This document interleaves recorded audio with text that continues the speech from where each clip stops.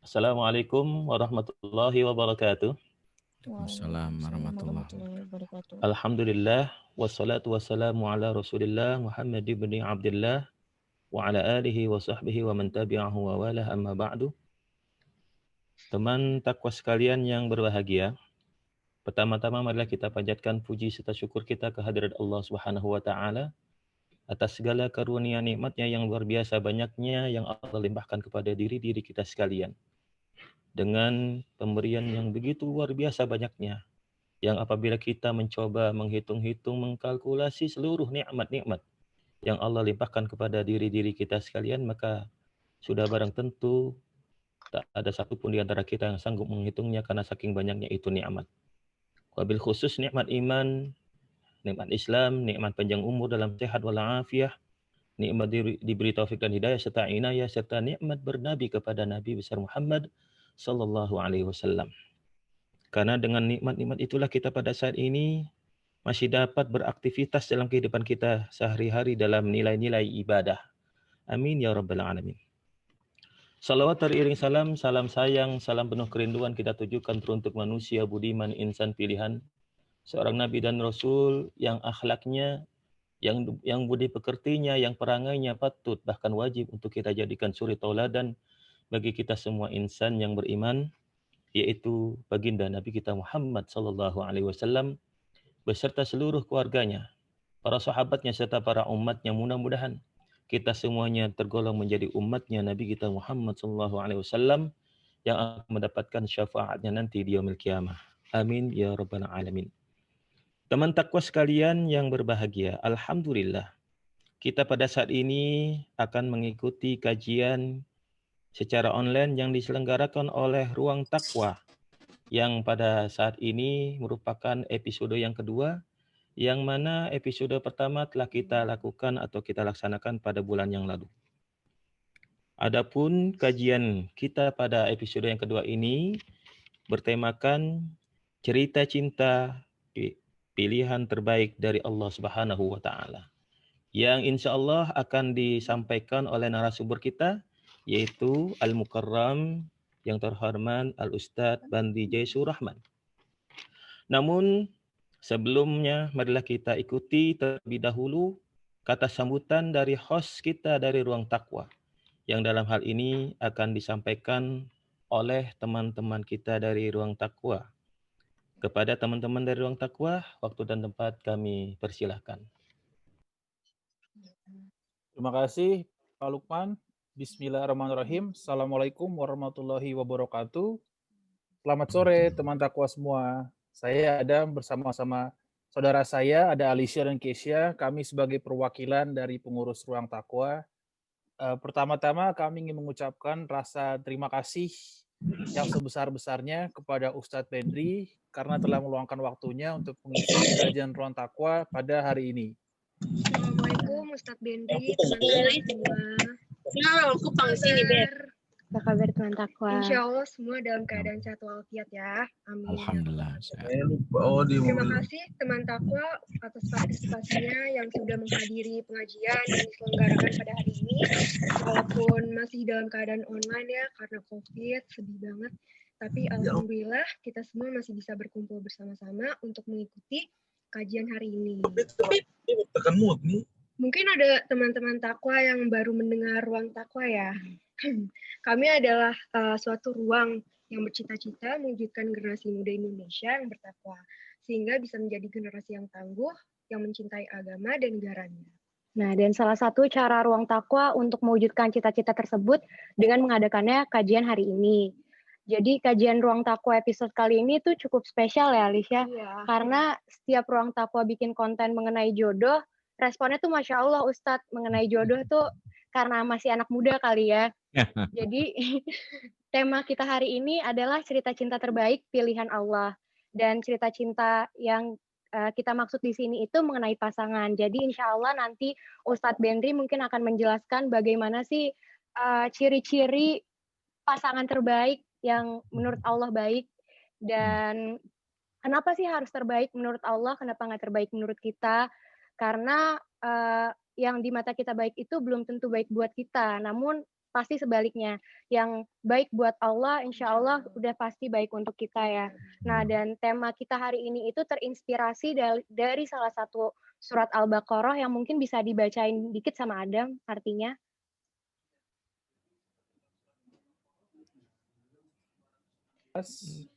Boleh jadi kamu membenci sesuatu padahal ia amat baik bagimu, dan boleh jadi pula kamu menyukai sesuatu padahal ia amat buruk bagimu. Allah mengetahui sedang kamu tidak mengetahui. Untuk penjelasan lebih jelasnya, insya Allah akan dijelaskan lebih lanjut oleh Ustadz Benri. Harapan kami dengan tema kajian ruang takwa hari ini, teman takwa sudah bisa lebih tenang, percaya diri, dan yakin memilih jodoh yang baik dan yang tidak baik menurut agama Islam, dan juga yang paling penting menjadi istiqomah dan bertawakal tanpa harus galau-galau dan sedih lagi karena galau itu dilarang oleh agama. Sekian dari kami, selebihnya akan dilanjutkan oleh moderator. Wassalamualaikum warahmatullahi wabarakatuh. Waalaikumsalam warahmatullahi wabarakatuh. Waalaikumsalam warahmatullahi wabarakatuh. Terima kasih kami ucapkan kepada teman-teman dari Ruang Takwa yang telah menyampaikan kata sambutannya. Teman takwa sekalian yang berbahagia, kini tibalah saatnya kita dengarkan dan kita ikuti kajian cerita cinta pilihan terbaik dari Allah yang langsung disampaikan oleh Al-Ustadz Bendri J. Surahman. Kepada Ustadz, waktu dan tempat kami persilakan. Baik, bismillahirrahmanirrahim. Assalamualaikum warahmatullahi wabarakatuh. Alhamdulillah, assalatu wassalam ala rasulillah wa ala alihi wa sahbihi wa mawalah. Ashhadu an la ilaha illallah wahdahu la syarikalah wa ashhadu anna Muhammadan abduhu wa rasuluhu la nabiyya ba'dah wa la haula wa la quwata illa billahi wa ba'd. Ikhwatal iman, a'azakumullah jami'an, teman-teman semua, ikhwan wa fillah, terutama bagi pengurus Ruang Takwa, kepada Adam, Alisa, dan Keisha selaku pengurus Ruang Takwa yang menggagas program ini. Masya Allah, tabarakallah, ini adalah ide yang menarik bagaimana merangkul ya anak-anak muda untuk bisa ya berdiskusi di dalam sebuah ruangan ya baik yang online maupun offline untuk berbicara tentang Islam dan dengan cara yang ringan. Dan ini ide yang luar biasa, wajib kita apresiasi ya buat teman-teman dari Ruang Takwa. Buat juga buat ikhwan wa fillah ya, baik jomblo lillah maupun jomblo lelah ya, yang mungkin lelah dalam masalah jodoh yang menanti kalau belum datang juga, kita bersyukur diberikan kesempatan di siang sore hari ini ya waktu Indonesia Barat ya, mungkin ada yang dari luar negeri atau dari beberapa daerah yang berbeda waktu dengan Jakarta. Dalam hal ini kita mensyukuri bahwa di masa pandemi, di saat kita sulit untuk berkumpul, berkerumun, namun alhamdulillah ada nikmat Allah yang tersembunyi, yaitu adalah adanya perangkat teknologi memudahkan kita untuk bersilaturahim lewat perangkat Zoom dan beberapa perangkat lainnya. Dan inilah wajib kita syukuri nikmat Allah yang tidak bisa kita dustakan. Sesuai dengan firman Allah, fa inna ma'al usri yusra, inna ma'al usri yusra, di balik kesulitan ada kemudahan. Dan itu diulang 2 kali lah Allah, bahwa saat ini meskipun kita dalam situasi sulit, dilarang berkumpul, berkerumun, tapi kita alhamdulillah tetap bisa terkoneksi dari rumah lewat teknologi yang sejatinya adalah bentuk nikmat Allah yang wajib kita syukuri. Nggak kebayang kalau ya pandemi ini terjadi 30 tahun yang lalu ya, kebayang nggak bahwa pandemi terjadi 30 tahun yang lalu, orang disuruh berbulan-bulan di rumah ya, bayangkan bagaimana hiburan tidak ada kecuali TV, paling cuma nonton TV sampai hafal semua iklan kan begitu ya. Itu ada sesuatu yang berat ya, bagi yang punya pasangan alhamdulillah ya masih punya hiburan dengan pasangannya. Yang kasihan yang jomblo ini kan gitu ya, mau keluar rumah takut corona, di dalam rumah merana kan gitu ya, bingung. Tapi alhamdulillah dengan hari ini kita bisa di dalam rumah tetap terkoneksi, belajar bareng ya. Terutama hari ini kita bahas tema yang mungkin sangat dekat dan sesuai kebutuhan kita. Ya, bahas tentang jodoh yang kalau dibahas mungkin pastinya panjang, sulit ya untuk selesai ya. Saya sering mengatakan bahas jodoh ini ya sulit dihentikan pembahasannya kan seperti bahas tentang dunia jin ya. Dunia jin tuh kalau ngomong kan kita banyak gitu. Kenapa? Karena jodoh dan jin punya sifat yang sama ya, antara ada dan tiada kan begitu. Jadi kita merasakan hari ini berbicara tentang bagaimana salah satu kebutuhan kita yang sejatinya adalah naluriah, bahwa setiap orang ya mengharapkan mendapatkan pendamping hidup. Bahkan nikmat yang terbesar nih dirasakan Nabi Adam di surga terasa belum lengkap gitu, bahwa ternyata ada bagian dari jiwanya yang membutuhkan pendamping hidup. Sehingga meskipun di dalam surga tetapi belum ada hadirnya Hawa, ada yang kurang sehingga Allah ciptakanlah Hawa sebagai pendamping hidup, karena memang itulah yang menjadi kebutuhan kita ya sebagai manusia. Makanya lengkapnya segala fasilitas materi dengan apa yang kita miliki, mobil mewah, rumah megah, ya tapi kalau ternyata hidup sendiri rasanya nggak enak, ada yang hilang gitu. Ya separuh jiwaku pergi gitu. Kenapa? Karena memang jiwa kita butuh yang namanya pendampingan, butuh pendamping hidup. Karena itu kita wajar kalau naluri kita itu mencari di mana jodohku, di mana jodohku. Tapi kita yakin bahwa yang namanya jodoh telah Allah tetapkan, karena memang firman Allah mengatakan itu. Apa kata Allah? Wa khalaqnakum azwaja, dan kami ciptakan kalian dalam berpasang-pasangan, azwaja. Dengan kata lain bahwa kita sudah ada jodoh kita. Cuman mungkin jodoh kita saat ini ya belum bertemu ya karena banyak faktor. Biasanya kalau jodoh belum ketemu ada 3 hal yang terjadi. Satu, jodoh kita belum lahir ya. Berarti ada peluang nikahin berondong. Lah memang begitu. Kenapa? Karena memang tidak bisa menjamin bahwa jodoh itu harus seumuran. Baginda Nabi dengan Khadijah beda 15 tahun. Baginda Nabi dengan Aisyah Ummul Mukminin beda 30 tahun. Ya, bahwa memang jodoh belum lahir itu isyarat bahwa ada peluang bahwa jodoh kita memang belum lahir. Jadi sabar aja yang jodoh, jangan-jangan ya tengok aja bayi-bayi yang baru lahir itu jangan-jangan jodoh gua, jangan jodoh gua, itu yang pertama.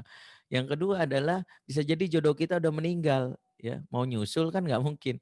Kita nggak tahu. Ya tapi percayalah nanti akan ketemu kalau kita masuk surga. Karena di surga itu Allah sudah jamin. Ya Rasulullah mengatakan, "Ma fil jannati azab", di surga nggak ada yang jomblo. Makanya orang kalau dari masuk surga nggak ada yang sendirian gitu. Meratap di pinggiran sungai, menikmati pemandangan sambil merenung. Nah yang lain punya gandengan, gua enggak. Tiba-tiba nyemplung ke sungai, teriak help, help. Nggak bakalan. Di surga setiap orang punya pasangannya. Walaupun di dunia nggak ada. Dia ternyata disiapkan oleh Allah buat jadi pasanganku. Di dunia kenapa nggak ketemu? Ya mungkin dia keburu meninggal. Takdir kematian mendahului dia dibandingkan takdir pernikahan. Ya sudah, kita nggak tahu ya. Mungkin yang kedua ini kita nggak bisa menebak-nebak. Jangan-jangan jodoh gue udah meninggal. Belum tahu. Tapi yang ketiga, jodoh kita nggak ketemu bisa jadi karena adanya penghalang, hijab. Itu namanya apa? Bisa jadi dosa-dosa. Karena Allah telah tetapkan kita ada pasangan, tapi mungkin penghalangnya adalah dosa itu. Sebagaimana Nabi Adam dan Hawa di surga sudah ditakdirkan sebagai pasangan. Tapi karena melakukan dosa yang namanya salah makan, Allah larang itu mendekati pohon yang kita tahu tuh buah terlarang. Allah malah Adam dan Hawa makan buahnya. Padahal mendekatinya aja terlarang. Bahkan dikeluarkan dari surga, kalau keluarnya bareng-bareng namanya liburan. Nih keluarnya beda. Adam di India, Hawa di Arafah. Satu di Asia Selatan, satu di Asia Barat. Karena ada satu dosa yang namanya salah makan lakukan oleh Adam dan Hawa, Allah pisahkan sementara. Jodohnya nggak ketemu. Ya, berapa lama? Kurang lebih 40 tahun baru Allah pertemukan.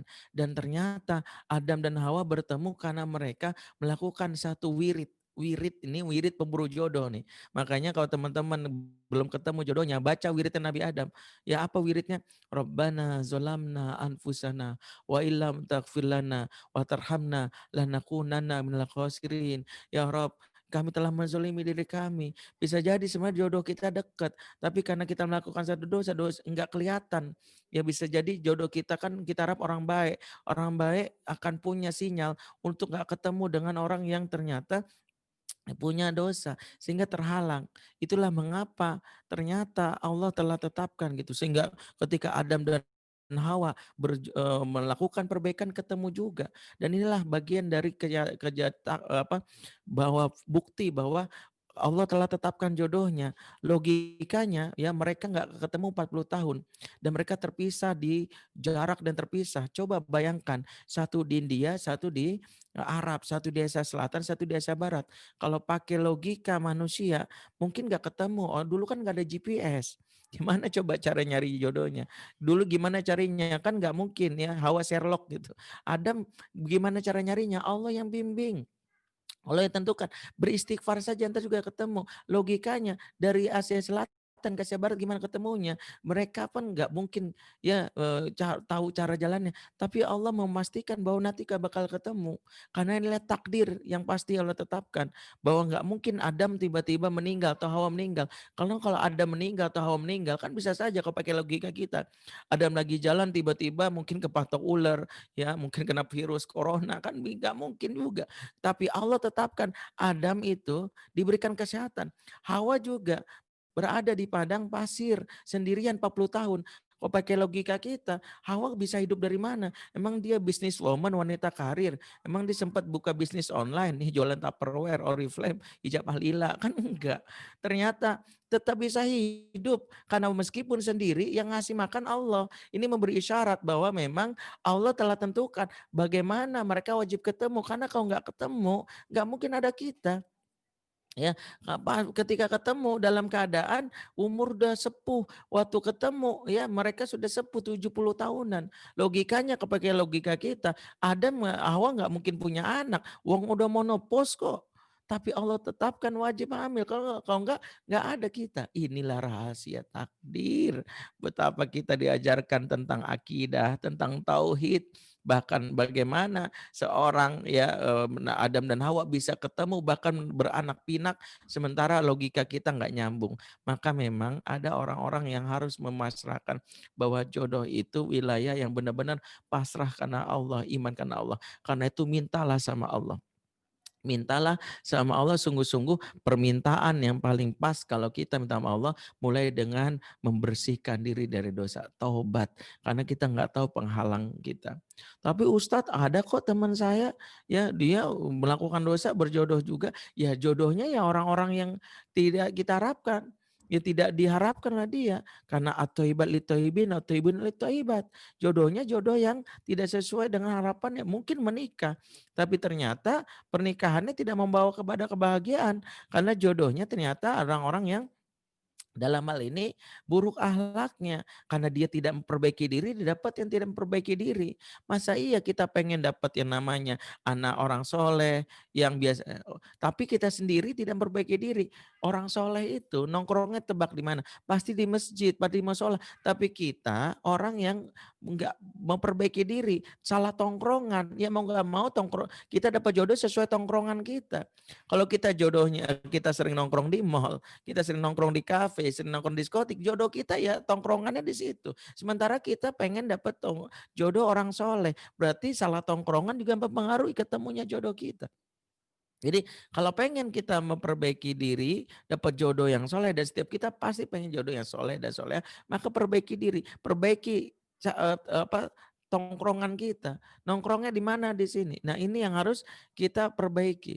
Ya kalau ternyata Ustadz saya nggak nongkrong di mana-mana, gimana caranya? Allah hadirkan jodoh itu kayak rizki. Bayangkan bagaimana Maryam berada di mihrabnya Allah, di Masjid Baitul Muqaddas, tiba-tiba ada makanan di depannya. Inilah logikanya kalau perempuan memang caranya nyari jodohnya beda sama laki-laki. Laki-laki lah yang agresif. Kalau perempuan dia mau menunggu sambil kuatin doa. Hawa, iya betul Hawa. Hawa dia berada di padang Arafah nunggu sambil beristighfar. Jodohnya nyari Adam. Ya dia nggak agresif, dalam hal ini dia cari juga. Ketika Adam nyari, Hawa nyari nggak ketemu. Ada Hawa menunggu, Adam yang mencari, dia berdoa sambil mohon sama Allah sehingga Adam nyari ketemu. Ya, kalau misalnya Maryam itu bahkan makanan yang sejatinya kebutuhan yang dia butuhkan itu diharapkan tiba-tiba hadir depan dia. Dalam sebuah riwayat disebutkan makanan yang hadirkan oleh Allah kepada Maryam di depan mihrabnya itu makanan yang paling lezat yang tidak musimnya di masa itu. Ibarat kata lagi doyan duren bukan musim duren. Tapi ada Sampai bertanyalah Nabi Zakaria, ana laki hadza, ini dari mana ini? Kok bisa ada? Heran Nabi Zakaria. Dijawab, huwa min indillah. Allah ridho, Allah datangkan langsung. Jadi pakai logikanya Allah datangkan. Itulah mengapa cara cari jodohnya laki-laki beda sama perempuan. Perempuan gak harus agresif. Dia boleh memberi sinyal kepada orang soleh, teman-temannya. Tolong cariin gue dong. Nanti ada yang datang melamar. Jangan dia yang agresif, nebar CV kemana-mana. Upload di IG story ya. Lagi butuh malaikat pendamping hidup nih. Ntar yang datang malaikat Israel nyesek. Jangan butuh malaikat pendamping hidup. Ntar Israel yang datang nyabut nyawa kan butuh jodoh. Gak usah cari kayak gitu. Perbaiki diri. Ikhwan yang nyari. Makanya kenapa Ikhwan nyari? Karena logikanya jodoh itu mengajarkan kekewaman bagi laki-laki. Jadi memang ahwatnya berusaha sungguh-sungguh perbaiki diri. Ya, bagaimana dia meningkatkan kualitas dirinya, karena jodoh itu berkaitan dengan peran kerumah tanggaan. Ya, Allah datangkan sesuai dengan kemampuan kita. Jangan sampai jodoh datang kita nggak siap. Padahal nanti menikah bukan sekadar hai, gue udah punya jodoh dong, di tag di FB, bukan. Tapi menikah berkaitan dengan tanggung jawab peran. Ya sudahkah kita jadi istriable, motherable. Maksudnya istriable itu benar-benar kita sudah bisa layak jadi istri. Jangan sampai beden jahe melengkuas saja nggak bisa. Bayangkan kasihannya suami ya, ujung-ujungnya mesen 14.045, yang 14.022, GoFood kan kasihan. Jadi belajar masak dari sekarang, jangan sampai ada awat-awat yang masak air aja ngeliat tutorial di YouTube ya, sampai nanya bumbunya apa. Masak air nanya bumbu. Jangan sampai ada awat yang kayak gitu. Jadi dia sekarang dia pastikan bukan sekedar hai, makanya pernikahan itu jangan memandang sekadar asik banget ya. Ada tanggung jawab di situ. Bagi laki-laki pernikahan adalah upaya memperbaiki status, layakkah dia jadi laki-laki terbaik? Pantas gak dia jadi laki-laki terbaik? Karena Rasul mengatakan khairukum li ahlihi. Sebaik-baik kamu paling baik sama keluargamu, sama istrimu. Ya, wa ana khairukum li ahli, dan saya paling baik sama istri saya. Makanya kualitas kelaki-lakian seseorang bukan diukur piala banyak. Oh, piala banyak saya. Bukan karena jabatannya. Dia punya jabatan luar biasa. Bukan karena saldo rekeningnya udah kayak saldo rekening sultan. Ya, ketika kacamata hilang tinggal pesan dari New York ya. Ntar pipis tinggal di Australia, ntar beli makaroni di mana, di Hong Kong. Enggak, bukan gaya sultan, tapi lelaki terbaik diukur dari mana? Dari kualitas, dari bagaimana memperlakukan istrinya. Jadi bagi seorang laki-laki pernikahan adalah uji tentang kebaikannya. Sehingga kalau ada yang mengatakan bahwa Masya Allah ya dia orang baik itu ukuran bukan pandangan teman, pandangan pasangannya. Mau ngelamar kerja sering tuh ada selain CV ada surat keterangan kelakuan baik. Siapa yang ngeluarin? Polisi. SKCK, surat keterangan catatan kepolisian. Dari mana? Dari polisi menunjukkan bahwa dia orang baik. Maaf, polisi menerbitkan ini belum tentu valid. Kenapa belum tentu valid? Karena catatannya dari kepolisian. Mungkin polisi kita yang menerbitkan orang ini baik, laki-laki ini baik karena nggak pernah terlibat aksi anarkis, nggak pernah terlibat aksi-aksi ya misalnya dia jaringan teroris. Tapi polisi mungkin nggak tahu kok dia pelit banget sama istrinya. Karena ada seorang suami ngasih nafkah istrinya, ini 50.000 setahun. Istrinya sampai nyesek, ya Allah setahun 50.000. Akhirnya dibeliin kalender, ya setahun kan lumayan tuh. Jangan sampai ada kayak gitu. Ya. Makanya kalau mau seorang itu sebut baik, ini kalau saya jadi HRD, mungkin di sini ada teman-teman HRD, sedikit kreatif gitu loh. Kalau pengen ada karyawan baru, maaf Mas, mana surat keterangan kelakuan baik? Ini Pak dari polisi SKCK, oh maaf, bikin SKCI. Maksudnya surat keterangan catatan istri. Ya jadi istrinya nulis, nama Maimunah, umur 26 tahun. Dengan ini bersaksi, 1, suami saya nggak pernah pelit sama saya. 2, selalu transfer gajinya di awal bulan. 3, kalau marah nggak pernah ngancam poligami. 4, dia peka kalau saya lagi butuh. 5, selalu ngajak ngobrol saya. Ya saya nggak dicuekin. Ya kan laki-laki perempuan itu ya katanya kacang tuh gurih, dikacangin perih. Ya kenapa wanita senang itu buah apel daripada anggur? Karena lebih senang diapelin daripada dianggurin kan begitu. Jadi perempuan itu indikatornya. Kalau ada istri dalam ini mengatakan tanda tangan dia bahwa ini laki baik, sah itu orang baik. Itulah kenapa Rasulullah SAW itu disebut laki terbaik, karena setiap pengakuan dari istri-istrinya pasti mengatakan, oh dia ini laki terbaik, dia lembut. Betapa bayangkan bagaimana ketika Ummul Mukminin Aisyah cemburu. Ya bayangkan nih laki-laki harus belajar dari Rasulullah. Nih kita kan maulid Nabi nih lagi belajar. Aisyah itu pernah suatu hari dikirimin makanan dari istri Rasul yang lain namanya Ummu Salamah. Ketika dapat kiriman makan ini Aisyah nggak terima, cemburu dia. Ya, kenapa? Karena Aisyah punya prinsip di rumah saya wajib suami makan masakan saya. Ya, tidak terima delivery order, ya. Itu yang terjadi. Jadi GoFood, GrabFood dilarang masuk. Itu prinsipnya Aisyah. Ini mama zaman now harusnya begitu tuh. Ya harusnya tidak terima delivery order. Suami saya wajib makan masakan saya. Nih Mas, masak makan Indomie gitu ya. Selama sebulan rasanya macam-macam. Mau soto, rendang, banyak gitu ya. Penting lah Indomie. Nah, enggak kira-kira ya itu bercanda doang. Nah, kira-kira seperti itu. Ya, akhirnya Aisyah bawa makanan itu karena cemburu, kemudian di hadapan Rasul dan sahabat, Aisyah banting piring, bayangin perang cemburu. Nah, inilah sikap laki-laki kalau istrinya cemburu, bukan diomelin. Kalau kita mungkin langsung bilang, wah kamu bikin malu kamu. Itu di depan sahabat yang lain, gue gibeng lo gitu ya. Enggak, Rasulullah tersenyum. Rasul melakukan sesuatu yang menjadi kebutuhan dasar istrinya. Apa? Dipahami.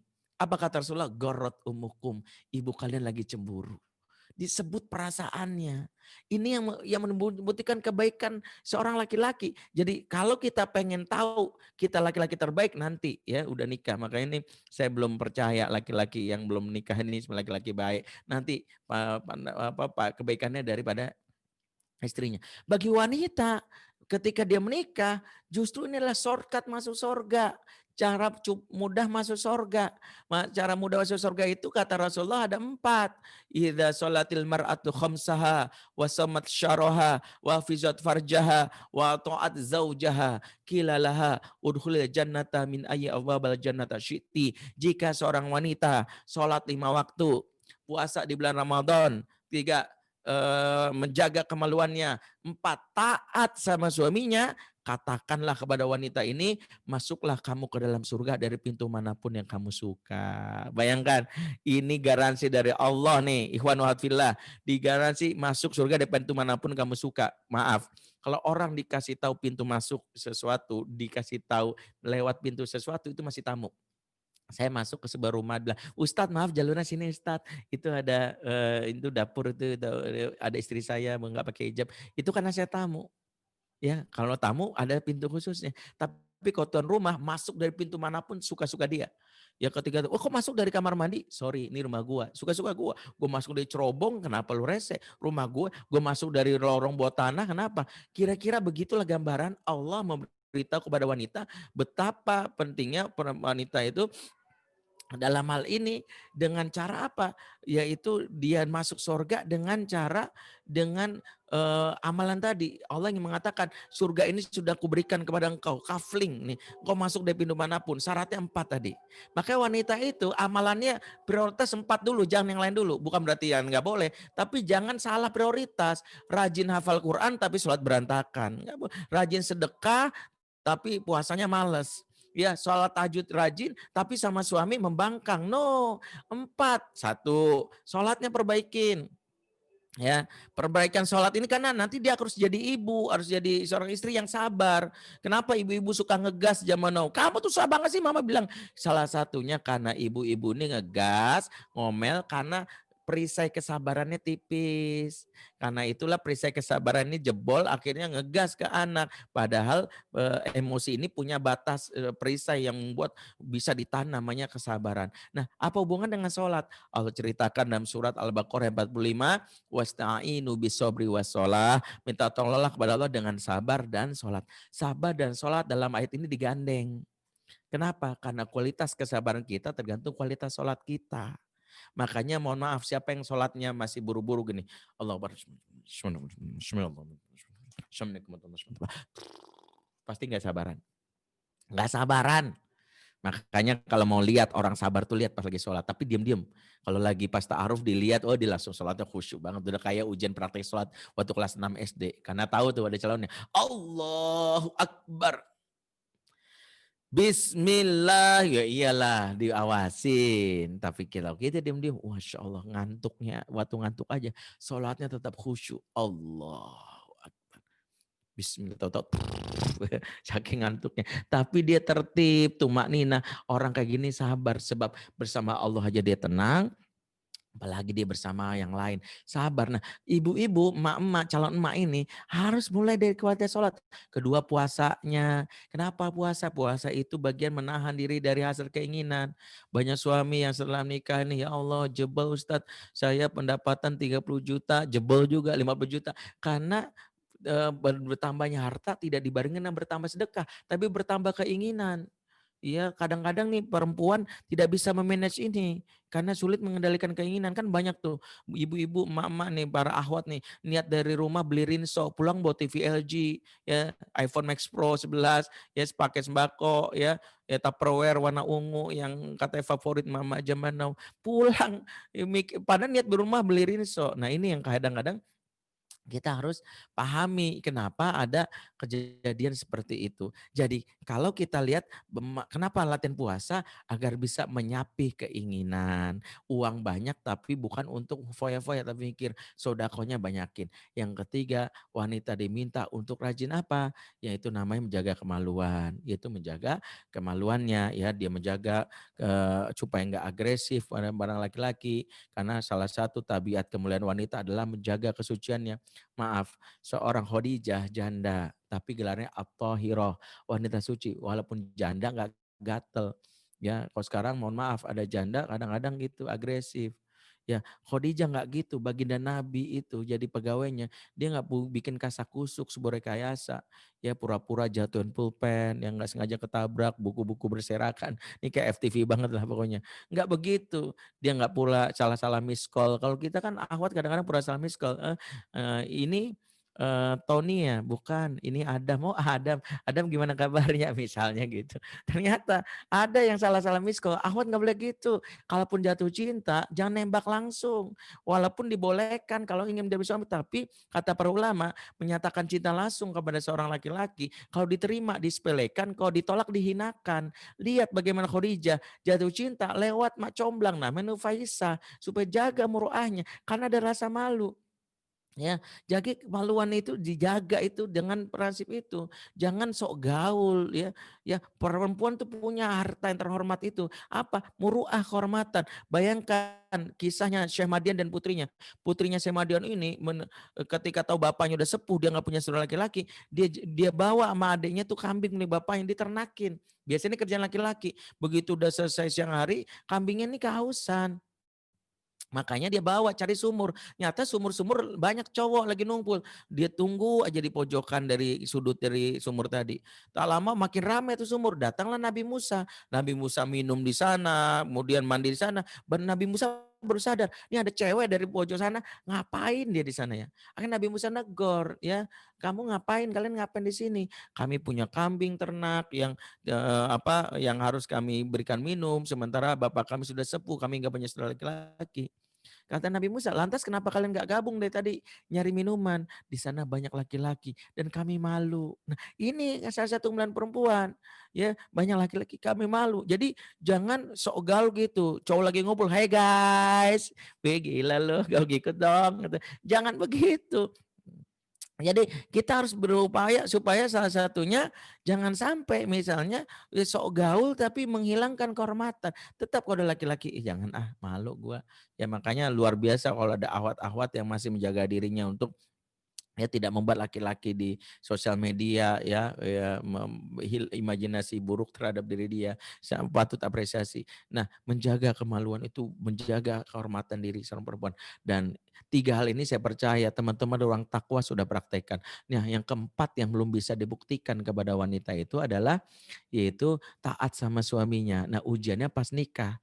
Nah, taat sama suami ini berat ya, karena bisa jadi kita masih memposisikan ya, kita dengan sarjananya, gue bangga, alah lu S1, gue udah S3. Nih kadang ada awal sombong mentang-mentang S3. Saya bilang gak usah bangga sombong S3. Galaksi udah S20 aja gak sombong-sombong amat gitu ya. Ini baru S3 aja udah sombong. Jadi kadang-kadang merasa suaminya baru ngomong, alah kamu tahu apa sih mas? Ketika seorang wanita dalam hal ini tidak bisa memposisikan dirinya sebagai seorang yang merendahkan di depan suaminya, karena salah satu indikator seorang wanita itu bisa masuk surga ridho suaminya. Maka dalam hadis sebutkan unzur aina anti minhu fa innahu jannatuki wa naruki. Lihat posisimu di hadapan suamimu, posisimu menentukan surga dan nerakamu. Bayangkan ridho suami itu penting. Penting, makanya salah satu nanti kalau wanita menikah siapkan diri untuk taat. Ya tentu dalam kebaikan, bukan taat dalam maksiat, dalam kebaikan. Karena niatnya adalah untuk dapat surga walaupun berat. Ya mungkin nggak logis, tapi sudahlah apa salahnya sih, silakan. Ya taat gitu ya. Karena ridho suami penting. Wanita Ansor itu sebelum tidur itu menaruh di apa namanya tangan suaminya di atas jidat dan mengatakan, "Mas, aku tuh nggak bisa tidur sebelum kamu ridho." Ridho suami penting. Jangan sampai waliyazubillah misalnya udah seorang akhwat meninggal duluan ya daripada suaminya misal ya. Ya misal ya, kalau saya tanya paling ya mau duluan siapa yang meninggal? Pasti duluan dia aja Ustaz, saya di belakang gitu. Tapi misalnya nih akhwat duluan meninggal. Ketika meninggal suaminya menangis, "Ya Allah, ya Allah dia baik banget ya Allah, ya Allah dia baik banget ya."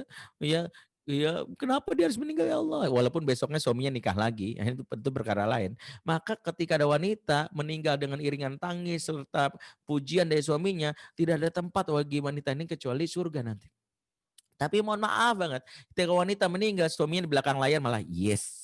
Akhirnya udah tunggu-tunggu heran 3 kali stroke masih aja hidup. Ya Allah, kalau ada perasaan kayak gini dari suami, tentu ini adalah menjadi hal yang mungkin jadi renungan buat para wanita. Makanya ini menjadi syarat. Tapi ini juga tidak menjadikan seorang laki-laki dalam hal ini menjadikan ketaatan untuk upaya untuk membuat ya mengancam istri. Ingat, ini penting saya sampaikan. Islam itu adil. Seorang wanita dituntut untuk taat, tapi seorang suami dituntut berbuat baik. Jadi sangat melengkapi. Jadi jangan suami tentang taat sama saya, terus ngancam. Maaf, taat di bawah ancaman itu malah bahaya. Dia taat karena takut. Kalau taat karena takut bahaya tuh. Istri akan menyimpan dendam, toxic ya. Toxic relationship ini yang ntar malam kalau teman-teman sempat saya bahas bersama guru-guru saya di YouTube Langkah Kita jam 20.00 itu tentang toxic relationship. Bahwa toxic ini salah satu yang buruk. Ini channelnya cari channel YouTube Langkah Kita ya. Bayangkan ada misalnya ya, orang yang misalnya dalam hal ini mengancam-ngancam itu istri menerima beban. Setiap hari berdoa, "Ya Allah, masukkanlah suamiku ke surga. Kalau bisa secepatnya." Kan gak enak. Didoain masuk surga enak. Secepatnya ini bikin kita, "Ya Allah, kok didoain masuk surga cepet sih?" Ya kan kita masih penasaran. Tahun 2024 capresnya siapa ya? Masa dia lagi kan kita pengen ada nuansa baru gitu ya. Intinya ini seperti itu. Jadi kita berharap banget bagaimana kita pengen banget supaya ada yang namanya cinta. Kalau istri karena cinta taatnya Masya Allah dia akan memberikan servis lebih. Ini buat para suami. Ya, ini nasihat buat suami. Jadi bagaimana memperbaiki kualitasnya dengan memperbaiki diri ya. Jadi supaya istri mau taatnya karena cinta. Ya kalau wanita taat karena cinta berikan servis lebih. Kita pulang malam-malam kemudian kita lihat teras rumah kotor, kita bangun istri kita. "Maaf ya dek ya, udahlah kamu kalau nggak bangun nggak apa-apa deh." "Nggak apa-apa mas, nggak apa-apa mas. Aku siap kok, apa sih mau kamu mau?" "Itu teras di rumah kotor depan, ngeliatnya nggak enak banget. Tapi besok pagi aja deh ya." "Nggak apa-apa mas, aku bersihin sekarang." "Jangan gitulah mas, jangankan teras rumah, lapangan bola juga aku bersihkan kalau mas yang minta. Aku cinta sama mas." Masya Allah. Inilah betapa Islam mengajarkan. Nah, karena itu sebelum nikah jangan semangat hanya membayangkan gitu ya. Wow, aku dapat ini. Lebih baik sekarang persiapkan salah satu kebutuhan nikah yang diajarkan oleh baginda Nabi SAW bahkan disampaikan oleh Umar bin Khattab. Apa kata Umar? Umar tuh nasihatinnya begini, ya tafaqahu qabla an tasudu. Pelajarilah ilmunya sebelum kalian berumah tangga. Jadi yang paling penting pelajari ilmunya dulu. Jadi sekarang nih ikut kajian-kajian pranikah nih. Saya bikin sharing kelas silakan ikut deh tentang bagaimana pernikahan itu kita belajar ilmunya. Karena jangan sampai cuman persiapan modal uang di tabungan. Alhamdulillah Ustadz saya punya uang di rekening 300 juta. Ya warisan Ustadz, warisan aja bangga. Yang kedua saya siap mental. Tapi lupa nggak punya ilmu. Kalau orang nggak punya ilmu bahaya malpraktek. Kata Rasulullah apa? Idza usnidal amru ila ghairi ahlihi fantaziru sa'ah. Jika suatu urusan serahkan kepada yang bukan ahlinya, tunggu datang masa hancurnya. Makanya rumah tangga ini banyak hancur karena orang menikah nggak dibekalin ilmu. Dan kelemahan umat Islam tuh di sini. Betapa Katolik saja yang sejatinya kita tahu ya betapa perceraian di dalam Katolik itu haram ya menurut Katolik. Makanya mereka ikut namanya kuliah pranikah. Itu 6 bulan di gereja. Saya tahu dari mana kawan saya begitu. Lah kalau kita sebelum nikah nggak ada kuliahnya. Ada di KUA itu pun cuma jangan sebentar setelah itu hilang. Harusnya dari sekarang teman-teman belajar. Jodoh itu datang seiring dengan kualitas kita. Makanya perbaiki ilmunya sekarang. Semangat. Kalau ada kajian pranikah, cara memahami suami, cara memahami istri, ikut. Jadi kita bukan sekadar melihat pernikahan itu dengan wow keindahannya, tapi juga antisipatif. Kalau suami begini apa yang lakukan? Kalau istri begini apa yang lakukan? Wah kalau istri ngomong terserah tuh apa yang lakukan? Kan wanita kalau ngomong terserah, laki-laki harus paham. Itu lebih sulit daripada menyelesaikan soal kalkulus tingkat 3. Ya, kan berat itu ya. Karena wanita ngomong terserah, bingung. Kamu mau makan apa, Dek? Terserah. Begitu mampir ke McD, aku nggak suka ayam. Yalah tadi katanya terserah, ya udah dicari. Ada sate mau, Dek. Sate apaan tadi bagi apa tusuknya itu arangnya malah nggak bagus. Ya udah. Ada mie bakso mau nggak, Dek? Bosen mie mulu.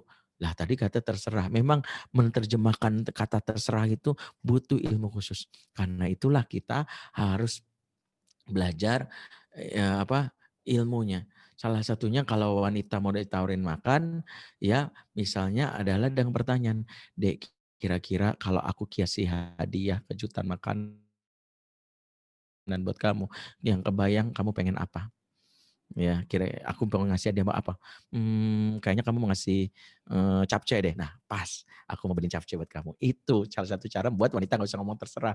Bayangkan menjadikan itu bagian dari ilmunya saja. Tapi ya, saya pikir itu ya sudah masuk sesi tanya jawab ya. Mudah-mudahan ini bisa memberi masukan buat teman-teman dimanapun Anda berada. Masya Allah ya peserta di ruang takwa ini sudah 520, 519. Silakan bagi yang ingin diskusi tanya jawab saya serahkan kepada mentor moderator untuk melakukan tanya jawab. Beliau video. Assalamualaikum warahmatullahi wabarakatuh.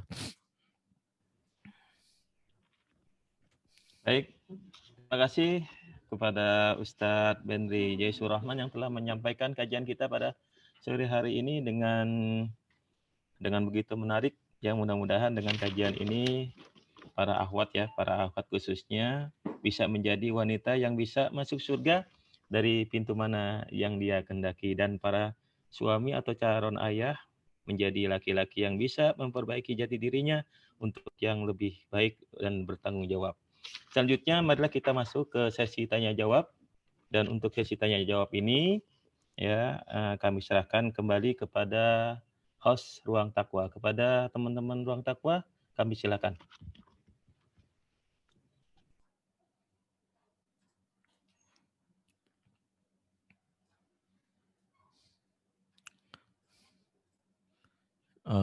Mana belum dia mute ya.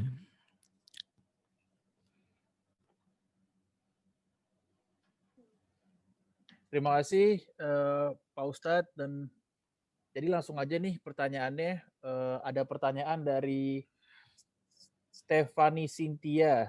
Jadi pertanyaannya perihal jodoh nggak akan kemana, apakah doa saja cukup atau harus tetap dalam berusaha mencari? Terima kasih. Baik, tadi sudah sampaikan mencari itu dengan cara yang diajarkan Islam. Tentu kita ikhtiarnya tentu berbeda. Salah satu ikhtiarnya adalah kita bukan wanita menjatuhkan kehormatan tebar CV kemana-mana, bukan. Ya atau mungkin setiap kita update status bilang ya sedang kesepian butuh seseorang yang menghangatkan, enggak begitu. Jadi justru dia mencari dengan cara yang elegan, memperbaiki diri seraya minta tolong ya sama ustadz, sama orang tua. Kalau ada informasi saya sudah siap nikah ya mungkin apakah ada yang mau nikah, itu penting. Atau sekaligus meningkatkan kualitas kita ya. Karena sejatinya nikah atau jodoh itu layaknya kita minta proposal. Proposal itu penting kita ajukan ya kepada Allah dengan kebaikan kita. Layak nggak kita? Jangan-jangan ketika dijodohnya datang kita malah nggak sanggup karena kita belum memantaskan diri. ternyata kita bingung ya, kita masih emosional, gampang marah, sebagian kita masih menyimpan luka pengasuhan, kan ada yang kita diasuh tuh dengan beban luka pengasuhan. Saya bahas ini di sharing kelas ya, mungkin teman-teman ya bisa ya bergabung ya. Salah satunya adalah ada orang-orang setelah menikah itu masih menyimpan luka pengasuhan, trauma dengan perlakuan ibunya, bapaknya. Ketika nikah hanya pelarian, akhirnya menzolimi suaminya atau menzolimi istrinya. Ya kasar sama kenapa? Dia belum menyelesaikan itu luka-luka pengasuhan di masa kecilnya. Dan itulah kenapa kita memperbaiki diri itu. Kalau ikhwan mungkin lebih agresif, boleh seperti Nabi Adam mencari berjalan ya. Bisa dengan cara misalnya setiap ahwat yang dia rasa itu ajukan karena logikanya yang nyamperin adalah laki-laki. Laki-laki yang mengatakan nanti pada saat terjadinya ta'aruf pun laki-laki yang utama, jangan ahwatnya yang kelihatan. Ini bahaya. Sekarang tuh ada zaman now ada ahwat yang cerita masa Ustadz, ada seorang ikhwan ngelamar saya, menikah saya, tapi ternyata orang tua saya nggak setuju Ustadz. Bagaimana Ustadz? Apa yang harus saya lakukan? Saya diminta ikhwan ini untuk ya melobi-lobi orang tua saya. Kalau perlu saya nangis, ngambek, guling-gulingan gitu ya. Kalau nggak mau makan gitu. Apa yang harus saya lakukan? Nah ini salah paham. Harusnya saya cukup bilang, akhwat tugasnya cukup diam, banyak doa sambil bilang sama ikhwan, Mas, ini ujian kamu sebelum jadi suami aku, ujian kepemimpinan. Bisakah engkau meyakinkan orang tua aku dengan ilmu negosiasimu? Karena kalau seorang ikhwan dari awal sudah ngandelin istrinya di awal nikah, kasihan. Nanti si istri ya pada saat nikah, kalau ada masalah istrinya maju terus. Ya ada debt collector datang, istrinya maju. Ya kamu aja, kamu kan mantan atlet jiu-jitsu kan, ya kamu bisa gitu ya. Ya kalau aku kan ya sekali kepret mental gitu ya. Istri yang maju, kasihan. Jadi ikhwan yang maju itu dimulai dari awal. Maka setiap akhwat belajar untuk memperbaiki dalam hal ini sesuai dengan kapasitas dia dan ikhwan juga belajar seperti itu ya. Wallahu a'lam bishawab. Ya, silakan. Ya. Ada pertanyaan selanjutnya nih Pak Ustadz dari Intan Wardani. Pertanyaannya jadi apakah jodoh itu takdir yang bisa diubah? Misalnya saat tahajud kita minta dijodohkan dengan orang yang kita sayang dan kita mau. Apa itu bisa Pak Ustadz? Terima kasih. Ya. Takdir itu ada dua. Ada takdir musayyar, ada takdir mukhayyar. Takdir musayyar kata para ulama adalah takdir yang memang ditetapkan dan kita nggak punya hak pilih. Salah satu takdir musayyar adalah menjadi laki-laki dan perempuan. Kita nggak bisa request, ya Allah kok bisa saya jadi misalnya laki-laki perempuan, tidak. Itu takdir musayyar. Kita lahir di Indonesia, lahir di Jawa, lahir di Qatar, lahir di Australia, nggak bisa request. Kita kulit putih, ya kalau mau kita minta supaya semua akhwat kulitnya kayak Barbie semua, rambutnya pirang gitu ya, kayak Rapunzel panjang gitu. Enggak, kita itu namanya takdir musayyar. Kulit kita hitam, takdir musayyar. Kulit kita putih, takdir musayyar. Itu yang nggak bisa diubah. Tapi berkaitan dengan jodoh, itu takdir mukhayyar. Tergantung dari usaha kita. Allah mengatakan, la yughrimu biqaumin hatta yughrimu bi anfusihim. Allah tidak mengubah nasib suatu kaum kecuali dia merubahnya. Makanya karena kita belum tahu jodoh kita siapa, tapi kalau ternyata jodoh kita mungkin dalam hal ini tidak sesuai harapan, kita bisa minta. Ya, walaupun hak otoritas ada di Allah. Disebut jodoh kalau sudah kejadian, jangan care dulu. Jangan baru dilamar ini jodoh gue nih. Jodoh itu kalau udah nikah. Kalau belum nikah itu masih namanya pre-order jodoh, belum tahu. Kita belum tahu di jodoh kita, GR banget. Makanya banyak yang lagi hitbah udah pre-wedding, jalan berdua, begitu ujung-ujungnya waliyazubillah melakukan hal yang terlarang, zina, begitu ternyata sebelum nikah ternyata kecelakaan, begitu nikah kasusnya beneran loh. Ada seorang ikhwan akhwat yang akhirnya terpesona karena udah merasa udah terjadi ikatan lewat lamaran, hitbah, begitu mereka ajak foto bareng, prewedding, beli cincin bareng, akhirnya setan membisiki karena kan sebentar lagi kita nikah, ya udah berhubungan intim suami istri, wal iyazbillah, apa yang terjadi? Pulang kecelakaan, si cowok meninggal. Apa yang terjadi ketika meninggal? Akhirnya pernikahan batal, orang belum jadi, tapi si perempuan hamil. Ngeri, makanya pastikan ya gemboknya disegel dulu sebelum pada hari pencoblosan. Itu jangan sampai itu orang KPU aja melarang kok ada yang namanya pencoblosan sebelum hari H. Itu juga yang harus kita lakukan. Jangan pikir nah kan sebentar lagi. Ingat kita harus menjaga kesucian itu. Wallahu a'lam bishawab. Baik Ustadz, pertanyaan selanjutnya dari Cut asal Aceh. Pertanyaannya adalah, bagaimana kita tahu bahwa dia adalah jodoh kita? Jika ketika sholat istiqoroh pun tidak menunjukkan apa-apa. Itu aja Ustadz Iya. pertanyaan. Tentu kita tidak bisa mengetahui dia jodoh itu kecuali terjadi pernikahan. Tapi ciri-ciri yang bisa kita dapatkan bahwa itulah jodoh itu ketika kita mendapatkan bagian dari yang Allah sebutkan di dalam surat Ar-Rum ayat 21. Apa? Litaskunu ilaiha, agar kamu merasa taskunu, yaitu sakinah kepadanya. Kalau di sejak awal pernikahan ternyata kita merasa bahwa kok nggak senang ya dengan dia ya. Ya kalau ngelihat mukanya kok kayak badan mual-mual memuntah gitu ya. Jangan dipaksain. Ya kita mikir ya, ini apakah gara-gara sakit mah? Enggak, ngelihat wajahnya dia. Ternyata wajahnya di bawah standar SNI. Kita nggak mau kan kita muntah. Memang cakep itu relatif, jelek itu mutlak memang. Tapi kita minimal sudah punya gambaran. Kalau sejak awal merasa nggak srek dipaksain, makanya jodohnya subur jagung. Itu ya artinya kalau memang itu jodoh, lihatnya dari mana? Kebawaannya kok ada rasa sakinah kepadanya, litaskunu ilaiha. Ya lo kok kayaknya tenang hati itu. Karena itulah bisa jadi isyarat pertama, tapi belum jadi jaminan. Karena yang disebut jodoh kalau sudah terjadi akdu nikah. Wah, jangan GR dulu. Kalau kita terlalu GR karena ini kayak jodoh gua nih, ya ternyata ya jodoh kita kenapa? Saya tenteram banget ngeliatnya Ustadz. Siapa yang kamu beri tenteram? Saya ngeliat Raisa Ustadz. Ya elah semua laki-laki ngeliat Raisa tenteram. Tapi kan Raisa miliknya Hamis. Artinya jodoh itu kalau sudah bukan berarti kita tenteram langsung jodoh. Mata kita ngelihat bukan Raisa. Ngelihat Lu Cinta Luna aja dari sebagian merasa tenteram gitu ya. Apa untuk menjodoh? Kan enggak juga. Artinya bahwa itu mungkin firasat awal. Tapi kalau sudah terjadi akad dan itulah jodoh. Karena itu salah satu cirinya adalah ketika dimudahkan prosesnya. Karena itu kalau kita merasa kok kayaknya mudah baik awalnya kita nggak kenal-kenal kok tapi kayaknya mudahkan banget ya. Tadinya merasa nggak yakin karena dia nggak ada pekerjaan. Begitu niat ngelamar itu tuh dia dapat pekerjaan. Ya Allah, ya baik itu luar biasa. Itu cara kita mengetahuinya. Allah alam sawab. Oke, baik. Masya Allah, Ustadz. Ustadz, tapi mau nanya, kalau misalnya nih, salah satu dari pasangan jadi takut untuk sholat istiqoroh karena takut nggak berjodoh, itu gimana, Ustadz? Istiqoroh kok udah seuzon sama Allah. Karena karena tuh setiap sholat istiqoroh kok jadi kayak gagal terus Nah, gitu, inilah Ustadz. bisikan setan, tidak meyakini kebaikan dari Allah. Setan ingin keputusan kita karena syahwat. Karena tadi ayat yang dibacakan oleh Adam tadi, asa antakrahu syai'a wa huwa syarrul lakum wa huwa khairul lakum wa asa antuhibu syai'a wa huwa syarrul lakum wallahu ya'lamu wa antum la ta'lamun. Bisa jadi kamu menyukai sesuatu, membenci sesuatu, tapi itu baik buat kamu. Kita kan nggak tahu, Allah mah tahu.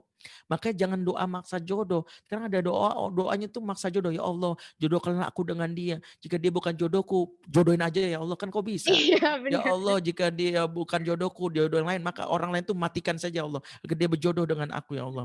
Ya Allah, kan ada orang maksa jodoh. Ya Allah, jika ternyata takdirku tidak menikah sama dia, ubahlah ya Allah takdirnya ya Allah. Kekeh.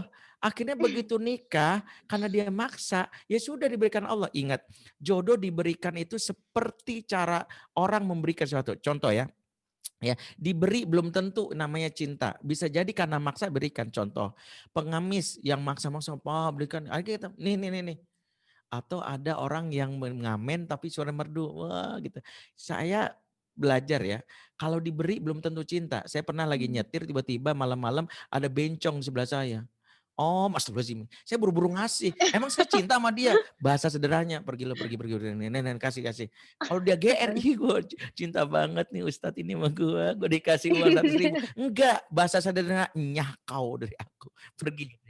Tapi ada pengamen lain, suaranya bagus ya. Saya waktu itu mirip suara kayak cakrakan gitu, keren banget gitu ya. Keren gitu ya, suaranya serak-serak basah kayak luber gitu, kayak udah ke banjir gitu lah.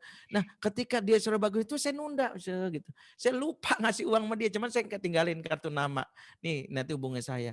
Ketika suatu hari saya diminta ngisi di TVRI waktu itu, saya telepon dia, bisa nggak hadir sebagai bintang tamu tapi nyari. Oh mau dia. Ternyata ada cara Allah membuat kita itu dalam hal ini diberikan jalan ketika kita senang merintih karena Allah menyiapkan hadiah. Jadi enggak diberikan. Jadi kalau diberikan cepat karena maksa bisa jadi seperti pengamen yang nyebelin. Nih kasih. Seolah-olah ketika Allah ngasih, nih buat lo nih. Mau pilih. Mau dikasih jodoh dengan cara nih ambil nih atau ambil. Nah, kita memilih ya. Allah lah misalnya. Jadi kuncinya bersabar aja ya Ustaz ya. Nyantai aja, penting dekati Allah. Itu teman takwa, bersabar teman takwa. Iya. Kita sabar-sabar dulu ya. Untuk pertanyaan selanjutnya, Alicia boleh dibacain? Ada pertanyaan lagi Ustaz dari Alisa asal Jakarta. Bagaimana hukumnya jika seorang muslim tidak ingin menikah atau ingin menikah tapi tidak ingin memiliki keturunan karena merasa dirinya tidak mampu dan takut malah berdosa? Iya. Alladzi yuwaswisu fi sudurin nas, yaitu setan memberikan was-was ke dalam dada manusia. Was-was ini memang kata Ibnu Qayyim itu adalah pintu maksiat pertama karena kekhawatiran berlebihan. Was-was itu salah satunya bisa jadi selain pengaruh setan juga trauma di masa lalu. Mungkin memandang selama ini pernikahan dari orang tuanya nggak bahagia, selama ini bapaknya kasar sama ibunya, ini yang membuat luka pengasuhan. Kalau kita mengalami luka pengasuhan sehingga membuat pemandang pernikahan itu buruk, segera sembuhkan ya. Saya punya sharing kelas, kalau bisa ikut deh, membasuh luka pengasuhan dan membayar utang pengasuhan ya besok Selasa, Rabu dan Kamis via Zoom ya. Daftar di nih ya WA 0811 ya 8077748. Nah, salah satunya kalau kita merasa bahwa itu karena pengaruh dari masa lalu, jangan sampai berasumsi bahwa pernikahan seperti itu.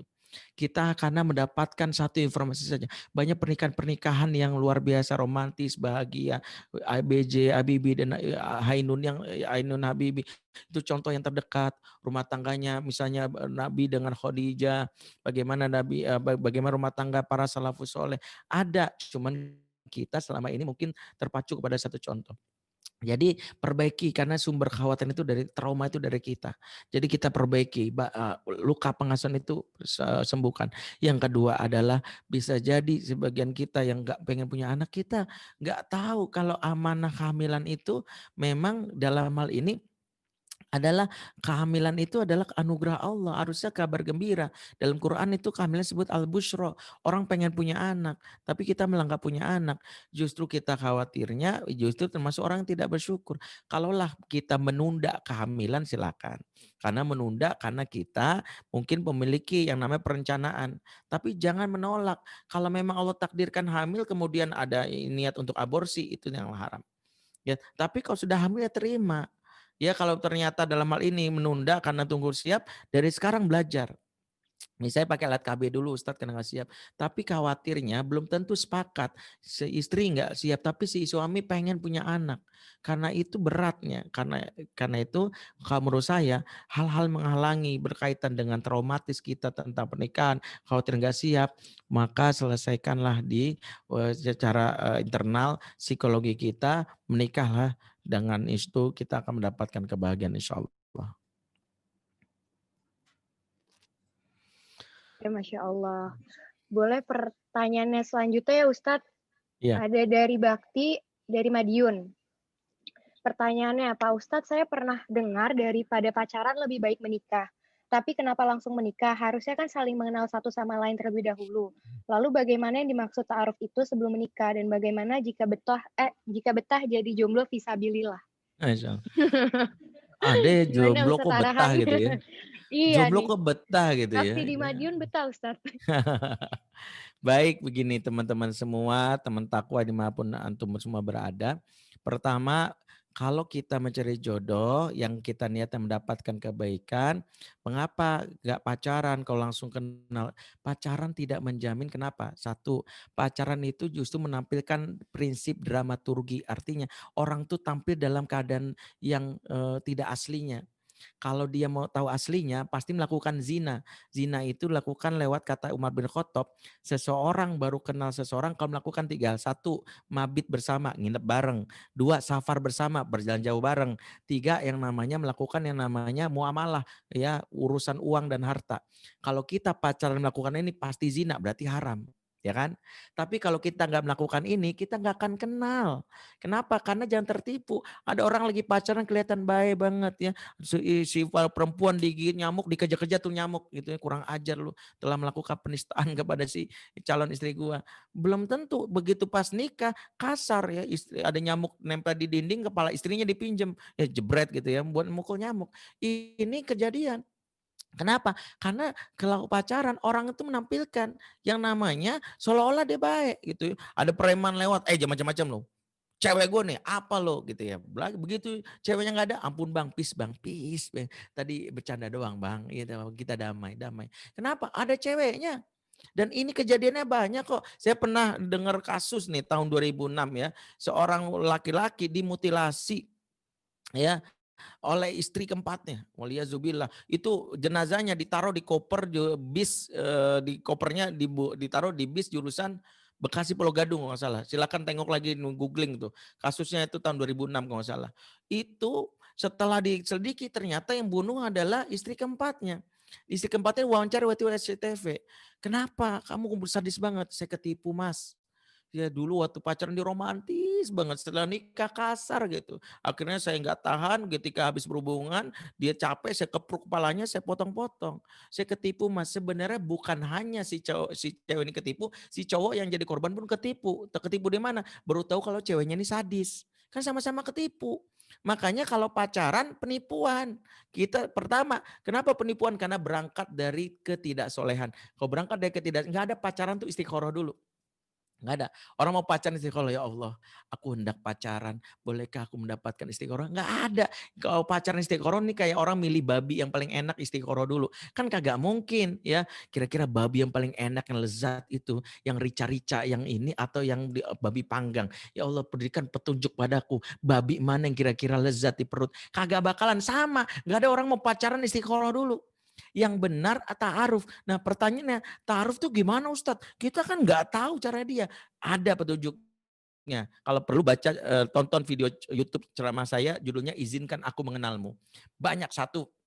Pertama, Rasulullah memberitahu bahwa kenapa kalau ta'aruf itu ada hadisnya. Iyyakum khodro ad-diman. Jauhilah olehmu yang namanya khodro adiman. Khodro itu tumbuhan hijau kata Rasulullah, yaitu filosofi Rasul, yaitu orang yang keren, ganteng, cantik. Adiman adalah kubangan kotoran. Maksudnya kubangan kotoran itu apa? Dia keren, ganteng tapi tinggal di lingkungan yang buruk.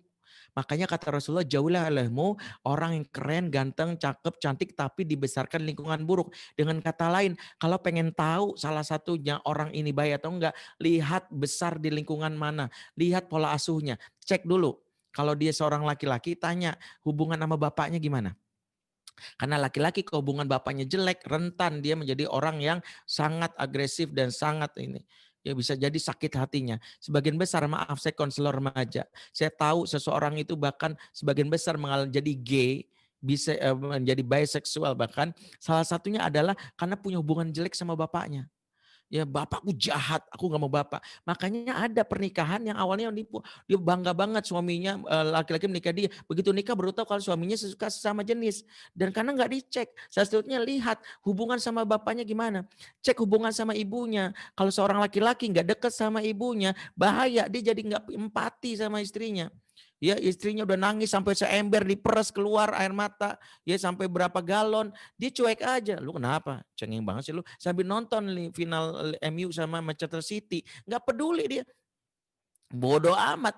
Karena itu cari seorang laki-laki yang dekat sama mamahnya. Walaupun katanya anak mama tapi peka. Dia bisa membaca bahasa tubuh istrinya. Kalau nanti pas nikah istrinya di dapur dia mengadu antara panci sama piring. Itu bukan lagi orkestra.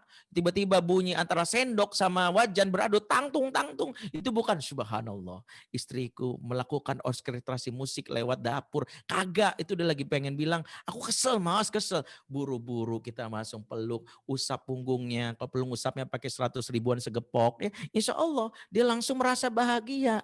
Ya kalau perlu kita beri kejutan malam-malam lihat handphonenya, lihat keranjang di Shopee-nya, ya kita bayarin semua. Begitu mau bayarin 99 item kagak jadi, kebanyakan dia keranjangnya. Nah bisa jadi itulah yang harus dilakukan. Jadi intinya periksa dengan orang tuanya. Jadi makanya ta'aruf itu bukan hanya masa depan.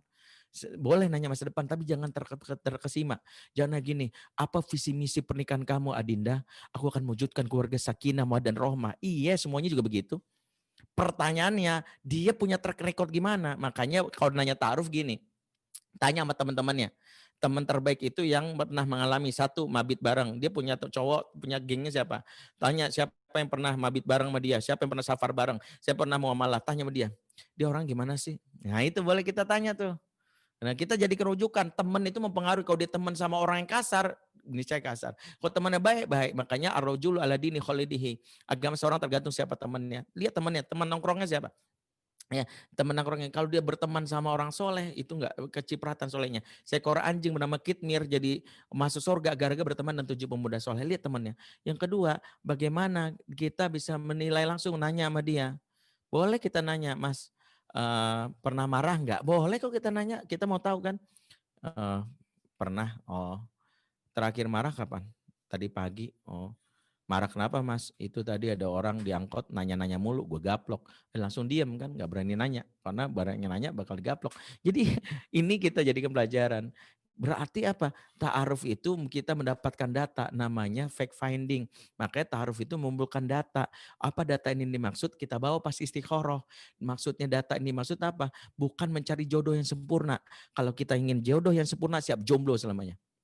Tapi kita taruh untuk mengantisipasi keburukan dia. Misalnya kita baru tahu dia orang pemarah, bisa diantisipasi enggak? Ya udah deh sekarang belajar ya jiu-jitsu sampai level kayak Khabib Nurmagomedov ya. Jadi minimal macam-macam piting jatohin gitu ya.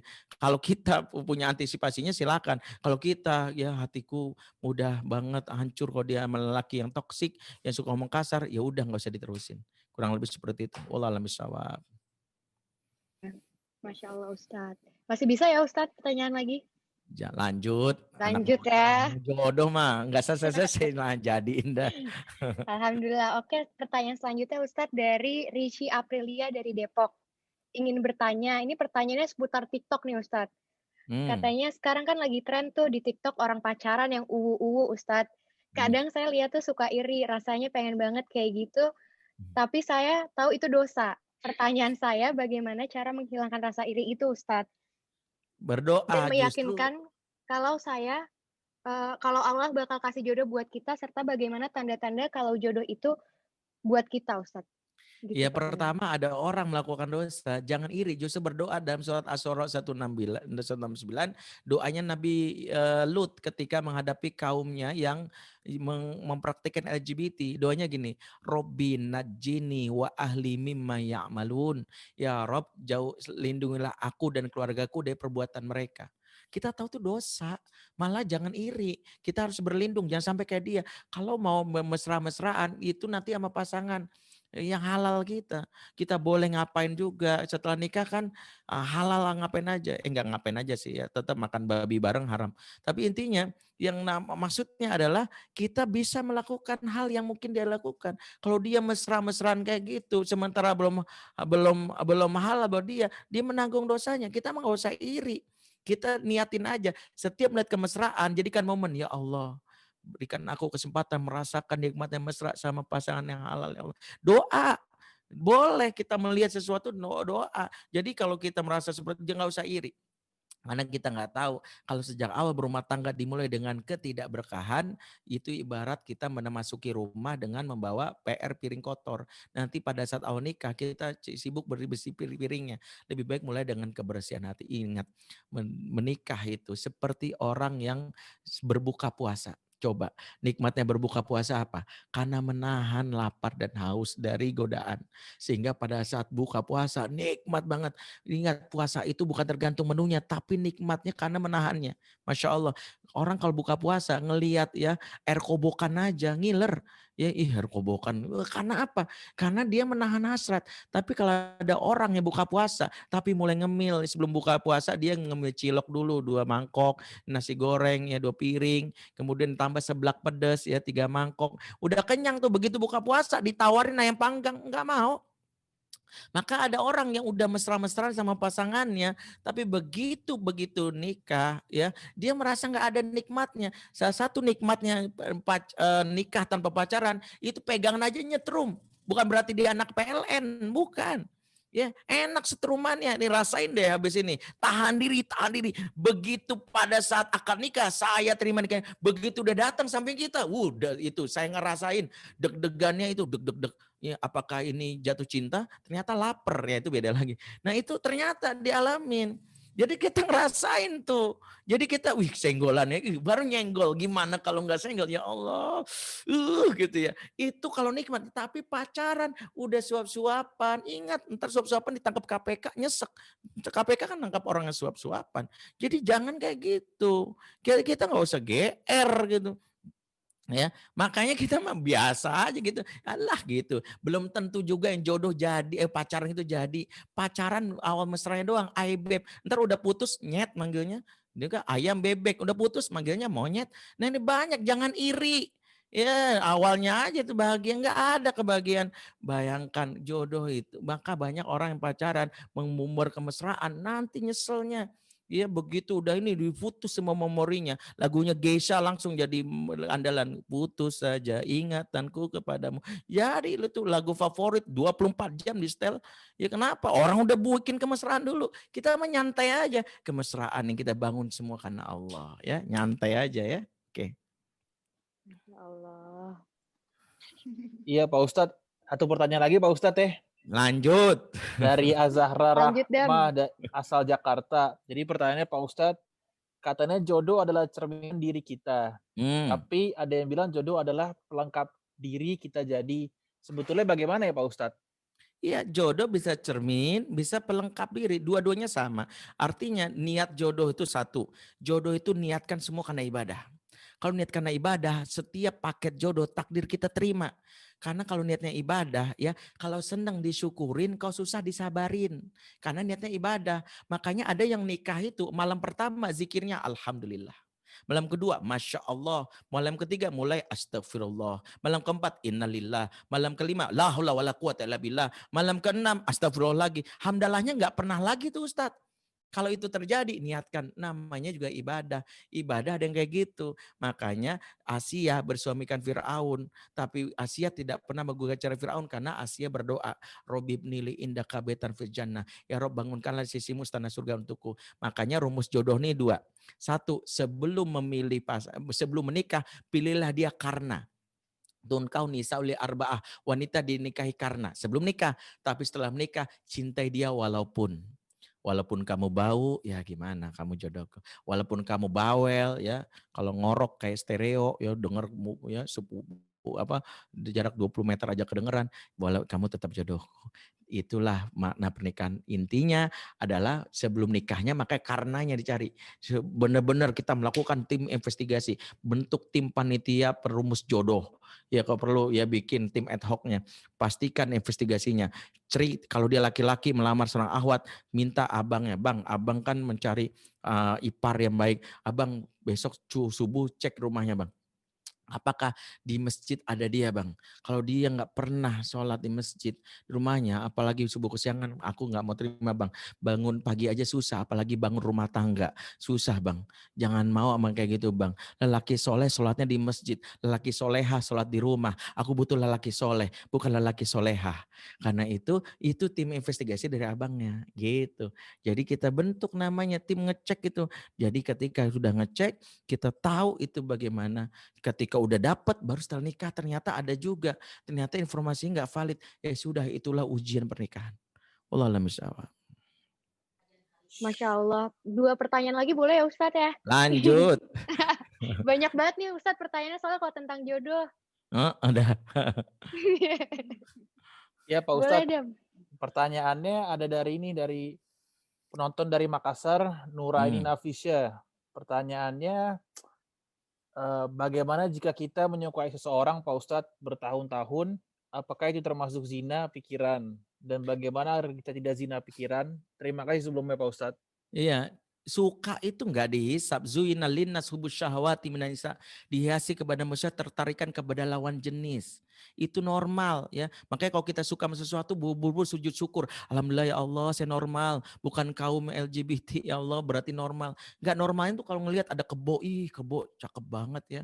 Buru-buru ngajak selfie bareng. Itu nggak normal. Kalau normal masih sama lawan jenis mah sujud syukur. Berarti kita masih fitrahnya masih jalan. Tapi yang kedua kalau suka sama dia, satu berlindung pada Allah dari cinta yang menyesatkan.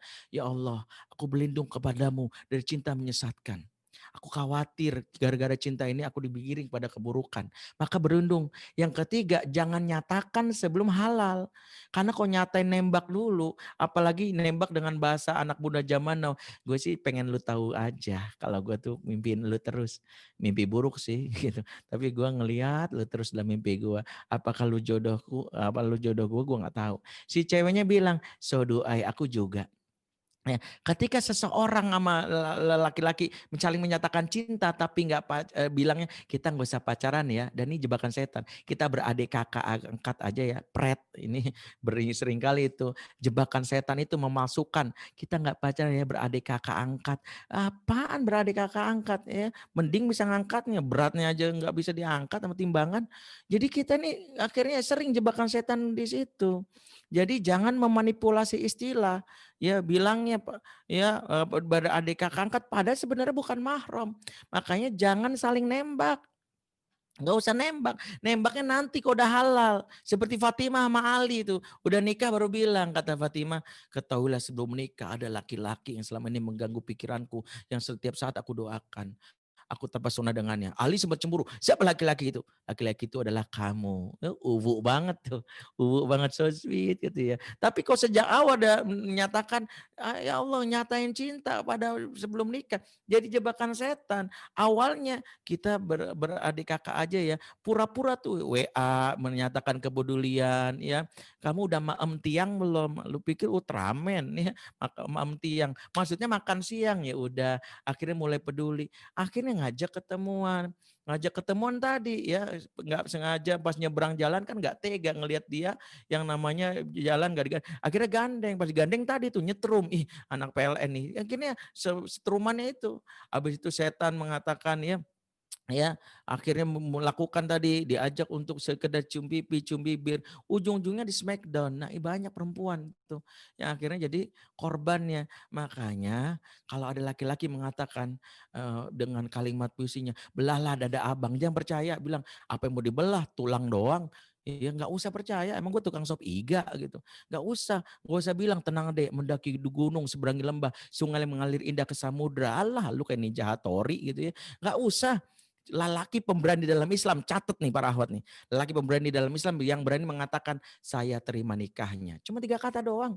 Alhamdulillah itu laki-laki pemberani. Alhamdulillah saya mah udah berani. Ya kalau Adam nggak tahu nih belum berani ya. Makanya saya sih udah berani alhamdulillah. Kalau ada yang nantangin sekali lagi, ya itu lihat nanti jangan gitu ya.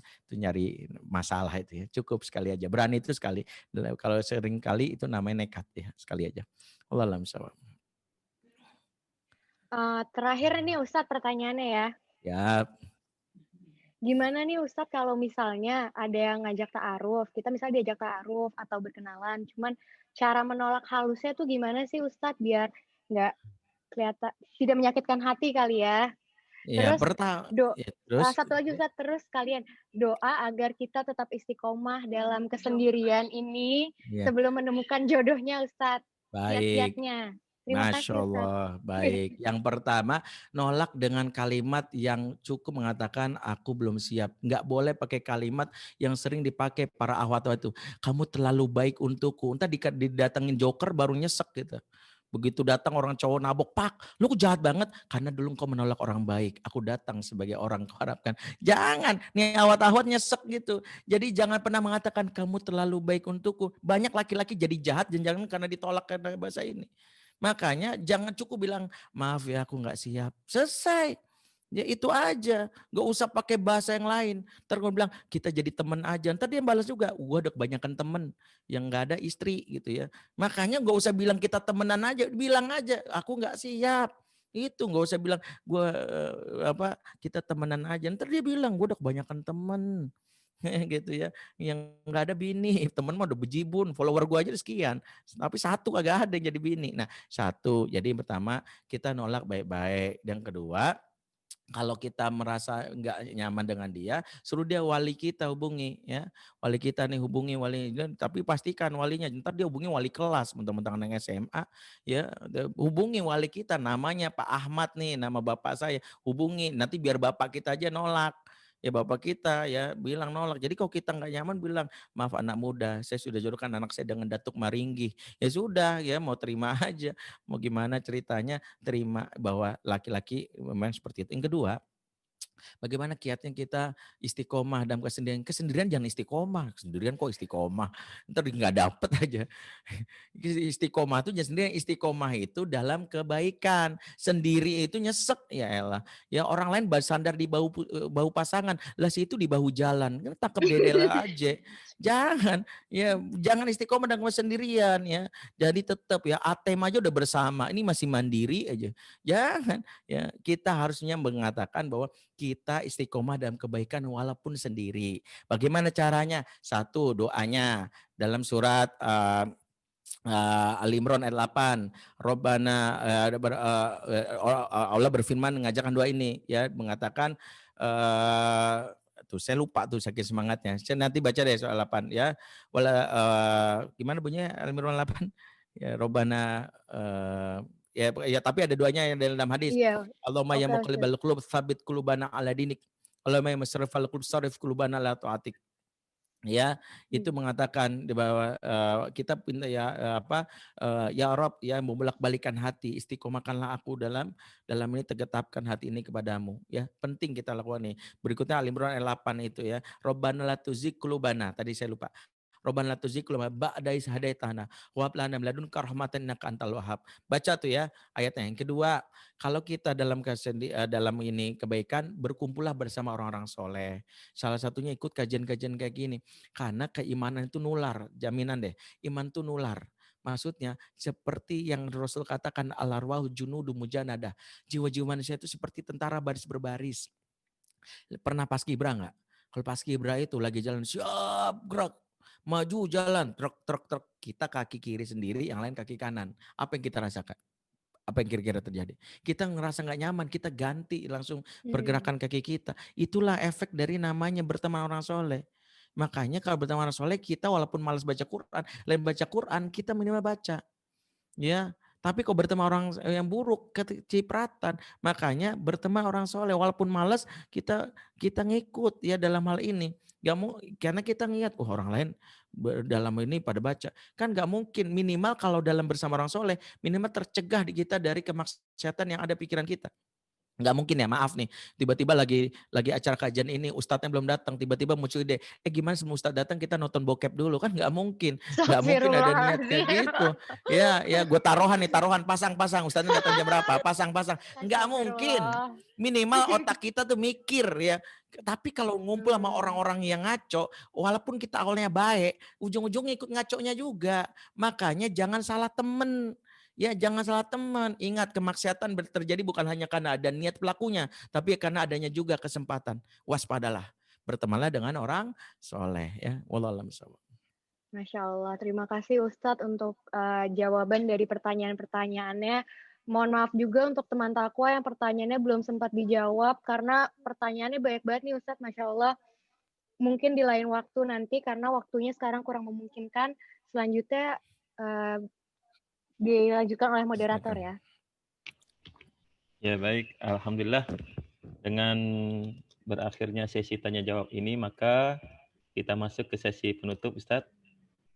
Dipersilakan Ustadz untuk memberikan kesimpulan dari kajian kita pada sore hari ini sekaligus ditutup dengan pembacaan doa. Dan setelah pembacaan doa nanti jangan close dulu, nanti kita akan adakan foto bersama. Baik. Untuk kesimpulannya dan pembacaan doa dipersilakan Ustaz. Baik teman-teman semua, kita mohonkan kepada Allah yang jelas pertama urusan jodoh, urusan rizki, urusan berkaitan dengan kehidupan kita, serahkan kepada yang mengatur, yaitu Allah. Kalau kita Allah sudah mengatur dengan baik. Kalau jodoh kita nggak dapat, bisa jadi karena kita sulit diatur. Makanya kita jadi orang yang gampang diatur. Ikuti saja aturan Allah, maka Allah udah berikan sesuai dengan apa yang menjadi hak kita. Sama di perusahaan, kalau ada karyawan yang sulit diatur, haknya diambil sama Allah. Ini susah banget diatur nih, harusnya gajinya tanggal sekian gue tahan nih. Begitu ada karyawan gampang diatur, jangankan yang namanya gaji, bonusnya dikasih, ini paling gampang diatur. Jadilah hamba Allah yang gampang diatur. Gak usah protes-protes. Kenapa sih ayat Quran ngomong gini? Lah itu aturan Allah, ikutin aja. Dan seperti iblis tuh protes gara-gara gak mau diatur. Pakai dalil logika lagi. Ana khairu minhu, khalaqtani minar wa khalaqtahu min tin. Saya lebih baik dari dia. Dia dari ciptakan, saya dari api, dia dari tanah. Karena gak mau diatur. Makanya dilaknat sama Allah. Jadilah hamba Allah yang mau diatur. Itu saja mudah-mudahan menjadi nasihat buat kita semua. Baik kita berdoa, mohon aminkan dari manapun teman-teman berada, supaya Allah berikan kebaikan buat kita. Auzubillahi minasyaitonirrajim. Bismillahirrahmanirrahim. Alhamdulillahirabbil alamin. Hamdan syakirin, hamdan aimin, hamdan yuafi ni'amahu wa kafi mazidah. Ya Rabbana lakal hamdu kama yanbaghi li jalali wajhikal karim wa azim sultanik. Allahumma shalli ala sayyidina Muhammad wa ala sayyidina Muhammad. Ya Allah, ya Rabbana, Engkau Maha tahu betapa kami mengharapkan cinta-Mu, mengharapkan ampunan-Mu. Kami saat ini memohon kepada Engkau agar kami menjadi hamba-Mu yang soleh, hamba-Mu yang bertakwa. Jika ada dosa dan kesalahan kami, hapuslah ya Allah. Beri kami kesempatan perbaiki diri. Mungkin ada lisan kami yang menyakiti orang-orang terdekat kami, ibu bapak kami, saudara-saudara kami, adik kakak kami, dan juga teman-teman kami. Bantulah kami untuk perbaikinya. Kami ingin ya Rabbana memiliki umur yang panjang dalam ketaatan. Izinkan kami mengakhiri hidup ini dengan husnul khotimah.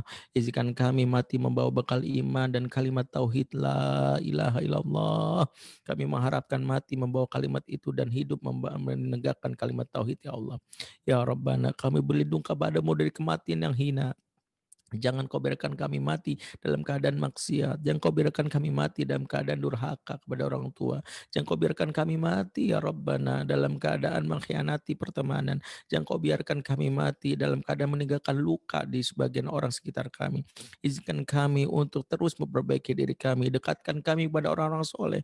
Ya Rabbana, kami mengharapkan bisa masuk surga bersama-sama dengan seluruh anggota keluarga kami. Bersama pasangan kami, anak-anak kami, ibu bapak kami, karib kerabat kami, dan izinkan kami berjumpa dengan kekasih hati kami, Rasulullah Sallallahu Alaihi Wasallam. Kami berharap dapat syafaatnya. Izinkan kami di dunia ini membela Rasul dengan apa yang bisa kami mampu. Sungguh kami tidak rela Rasul kami dihina, digambarkan sebagaimana yang dilakukan orang-orang yang membenci agama kami. Berilah hidayah kepada mereka ya Rob, agar mereka bertobat dari upaya menghina agama kami, dan berikan kami kekuatan melakukan pembelaan kepada agama kami, agar kami bisa dibela di hari yaumil mahsyar nanti. Rabbana atina min ladunka rahmah wa hayyi lana min amrina rasyada. Rabbana hab lana min azwajina wa dzurriyyatina qurrata a'yun waj'alna lil muttaqina imama. Rabbana fil lana wa liwalidina warhamhum kama rabbawna shighara. Rabbana atina fid dunya hasanah wa fil akhirati hasanah wa qina adzabannar. Subhana rabbika rabbil izzati amma yasifun, salamun alal mursalin, alhamdulillahirabbil alamin. Ya, Jazakallah khairan katsira. Kami ucapkan kepada Ustadz dan DJ Surahman yang telah menyampaikan kajian kita pada sore hari ini. Maka dengan membaca doa tadi, maka selesailah kajian kita pada saat ini. Dan akhirnya saya selaku pembawa acara, mohon dibukakan pintu maaf yang sebesar-besarnya. Billahi taufiq wal hidayah. Assalamualaikum warahmatullahi wabarakatuh.